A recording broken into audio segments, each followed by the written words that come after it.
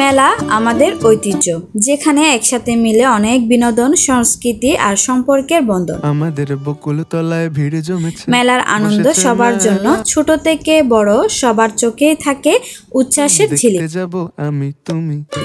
শহরের মেলায় থাকে নতুন নতুন পণ্য, খাবার আর বিনোদনের আয়োজন। মেলা মানে শুধু বেচা কেনা নয়, মেলা মানে আনন্দ আর সবাই একসাথে ঘুরে বেড়ানো। চট্টগ্রামের পুরাতন চাঁদগাঁও কালুরঘাট বেতার কেন্দ্রের অপর সাইডে বাস টার্মিনাল বসুধা প্লাজায় শুরু হয়েছে মাসব্যাপী ঝাঁকঝমক মেলা। চলবে অক্টোবর মাস জুড়ে। আমাদের বকুলতলায় ভিড় জমেছে, বসেছে। এখানে কোনো প্রবেশ টিকিট লাগে না, সবার জন্য ফ্রি।